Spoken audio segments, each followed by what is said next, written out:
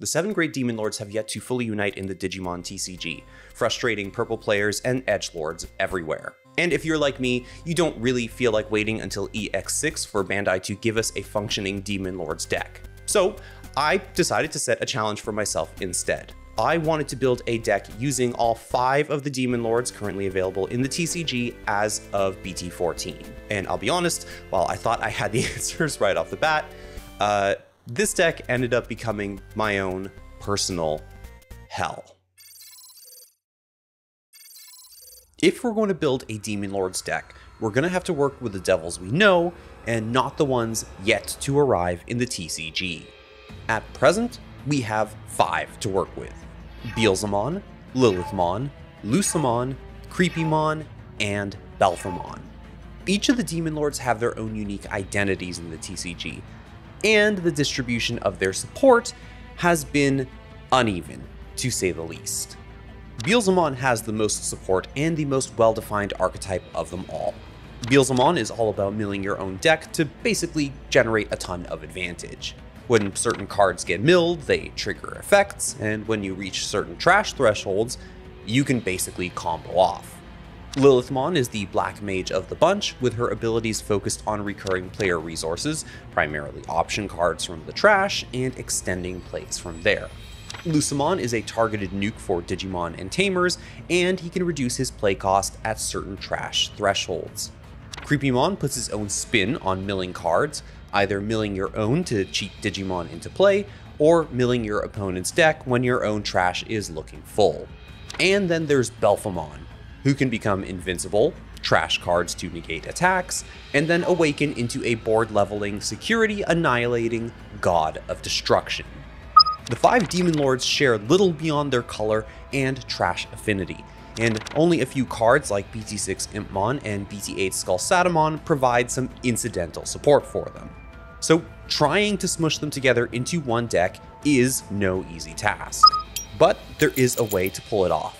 In fact, there might be several. Of all the Demon Lords in the game, Beelzemon, Belphemon, and Lilithmon have had the most consistent competitive success. In fact, Bandai gave the former 2 dedicated archetypes, while giving Lilithmon enough in Purple's vast toolbox to craft an archetype all her own. So naturally, these are the 3 we want to look at first when deciding how to build a broader Demon Lords list. Beelzemon is the most obvious pick here, because its engine carried it to a level that no other Demon Lord has reached in the TCG so far, getting hit on the ban list. Basically every card Beelzemon has received from EX2 onwards provides value when milled, or gains a ton of advantage at certain trash thresholds. Deathslinger and Promo Wizardmon gain memory when milled, Rival's Barrage sets itself to the field and recurs cards from the trash, EX2 Beelzemon spawns bodies, and Starter Deck Blast Mode provides scaling spot removal. And this is all made ultra consistent thanks to Starter Deck Eye and Mako rigging the top of your deck, and funny enough, acting as the only dedicated tamer to support the Demon Lord trait through a top 4 search of the deck. But milling cards is risky, and the Beelzemon engine can be very unforgiving at times. So instead, you might want to look at an engine that draws and trashes cards from the hand. On the face of it, the Gizmon engine seems to do the trick. The Gizmons are a series of artificial Digimon with the gimmicks of deleting other Digimon to reduce their play cost, drawing and trashing cards to maintain a neutral hand size, and floating into each other on deletion. The engine is held together by the tamer Akihiro Kurata, who himself cycles cards and lets you sacrifice a Gizmon to reduce Belphemon's play cost by the deleted Gizmon's play cost. Basically, the Belphemon deck and Gizmon engine turbo your trash in a more controlled manner and give you access to a steady stream of bodies to sacrifice for Purple's many deletion triggers. But the engine's potential, for our purposes at least, falls apart pretty quickly because the Gizmons can't digivolve. And Kurata doesn't really help us out either because he only reduces the play cost of a Belphemon. The whole package also has this issue of taking up a ton of space, which is really not ideal when we're dealing with a deck that's going to demand a very heavy top end. So that leaves us with Lilithmon, or as she's more affectionately known, the Lady of the Loop. Lilithmon does one thing well, and that's abuse Jack Raid. She can fetch a pair of Jack Raids from the trash and cast them for huge memory gain thanks to her once per turn trigger. From there, you can bridge into a level 7 of your choice, usually Omnimon's Wart, spawn some bodies, recycle Lilithmon, and do it all over again. Our Lady of the Loop made this all possible off of things like the Cerberusmon package, which provides cycle and access to a level 5 with Rush, the Ginkakumon package, which has cycle, memory manipulation, and again, Rush, and of course, the Eismon Scatter Mode God Stack, which lets you sculpt your hand and trash with relative ease. Lilithmon has also seen competitive success recently with a different kind of loop, but I'd rather not go there. Not yet, anyway. So with a good understanding of the routes currently available to us, we obviously need to ask ourselves, what's the play? Well, Belphemon is off the table completely because the Gizmons just do not let you digivolve into any of the other demon lords. Lilithmon also looked interesting for a little bit because, of course, she is the embodiment of purple good stuff. However, purple good stuff has really taken a hit thanks to the last couple of ban and restricted lists, so there's not really the gas there to get anything done. Naturally, that leaves us with Beelzemon, and thankfully, the Beelzemon engine, well, it practically builds itself. So this is the first flavor of Demon Lords you can build, taking advantage of Beelzemon's engine to really speed things along. Now, right off the bat, there is one concession I had to make, which kind of leaves a sour taste in my mouth, and that is the inclusion of Beelzemon X. I really didn't want the deck to skew too heavily towards Beelzemon in the top end, since, Iron Mako and the Impmons are the real meat of the engine. But in testing, I found that you simply cannot close games out without this card. Even if EX2 Impmon was at 4, I think this engine would still lack the oomph it needs to really keep pace with decks like Shine Greymon. The format has just become that fast. Beelzemon X gives you that finishing combo into blast mode by wiping out security stacks if, Belphemon didn't already clear them. And, honestly, with the amount of resources that people are able to generate out of their security, playing Marcus for free, for example, or Thomas, getting training options and memory boosts, you can't afford to be swinging in and not finishing your opponent off right there. And I mean, sure, I guess floating into an Impmon isn't bad either, just in case you do whiff the kill, because hey, BT6 Impmon does have that recursion. But really, this is a necessary piece. It's one I begrudgingly include, but I mean, hey-ho, we'll just call it a cog in the engine. BT8 Skullsatamon is here to mill a bit more and nab back a Demon Lord, which is really good for allowing you to find your win conditions despite burning through your deck at a pretty fast rate. The memory via its ESS when milling cards is also useful in keeping turn when going into EX2 Beelzemon and Creepymon, although the latter of course will depend on the board state. BT5 Black War Growlmon is a bit of a blast from the past, back when Beelzemon was just a rogue deck with barely a skeleton of an archetype to its name. This card gives you fodder to fuel its double swing inheritable, lets you digiburst away your mill inheritables when your deck is maybe getting a little bit thin, and does give you a decent option to build within the raising area for when you just cannot contest the board. Now, I also wanted to make room for one starter deck Balmon here, since it does give the deck a measure of recursion, or at least the ability to stabilize, since it will play a Beelzemon out if your stack dies, assuming, of course, that you reach its specific trash threshold. And you know what? That revive does happen more often than you think, since most of the Demon Lords unfortunately swing at a very paltry 11,000 DP. And of course, the bread and butter here is the combination of Iron Mako, Deathslinger, and Rival's Barrage. This combination gives you extra memory, lets you fetch back resources from the trash, and of course, search out your lines. I don't think I can state enough that these three cards are the reason this engine works as well as it does, so you need to see them early and often, especially the Tamer. All in all, this build of the Demon Lords is aggressive, but it has the ability to stabilize if you do lose a stack pretty early on. and thanks to the high count of security bombs, it's unlikely that you'll get OTK'd, and you can often find yourself in positions to steal the game back from your opponent if you're put on the back foot. So I mean, hey, we got a great engine, that's it, right? Challenge over? Okay, so here's the thing. The Beelzemon engine is great on paper. It's extremely aggressive, it lets you loop your resources, and it does give you access to a concrete win condition in Beelzemon X and then the blast mode restand. The problem, however, is that in testing, I kept finding that the deck was actually falling short. A lot of the time I found that I could burn through a ton of resources, set up my trash counts, but never quite find lethal on the opponent. Now, maybe that's just because I'm not the best Beelzemon player in the world, and I'm not understanding when to hit my trash counts at certain points in the game. But really, I could never really shake this feeling that the deck was always falling one turn short of the win, or that it just couldn't keep up with some of the faster decks in the meta like Shine or Mirage. So for one reason or another, the more I played it, the more I felt that this just wasn't the way to do it. So, it was back to the drawing board.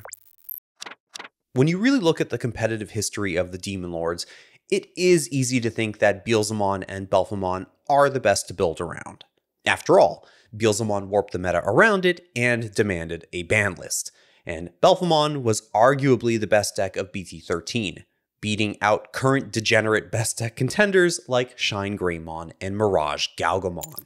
But if you really think about the Demon Lord who has had the most enduring presence in the competitive history of the Digimon TCG, it'd have to be Lilithmon.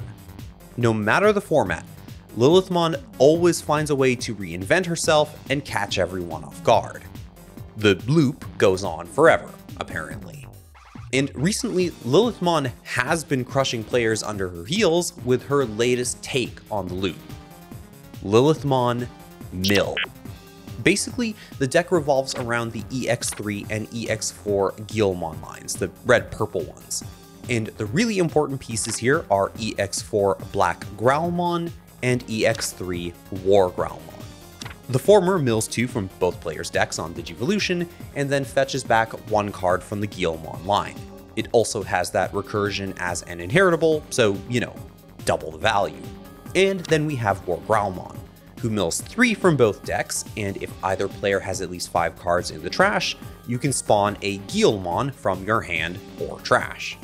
You can then use EX2 Alice McCoy to sacrifice the Guilmon you just spawned to go into Lilithmon for free, grab some Jack Raids, cast them for 1,000,000 memory, and from there you climb further into Shine Greymon Ruin mode, attack, lock your opponent out for a turn thanks to the blanket DP reduction, recover 1, maybe pop another stack while you're at it, and set up your raising area again.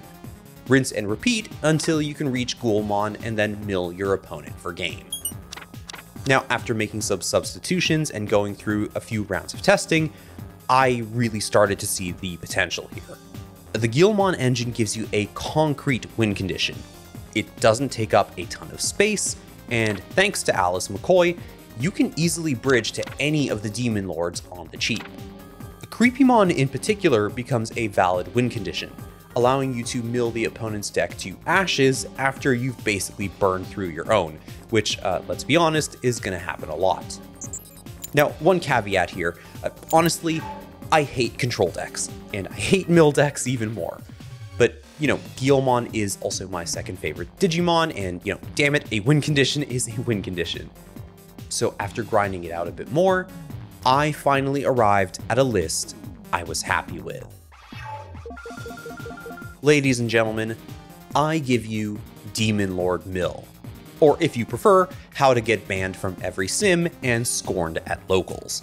But in all seriousness, this deck is nasty. Millith actually provides such an interesting framework on which you can hang the Demon Lord's archetype because they can all actually contribute to the win condition here.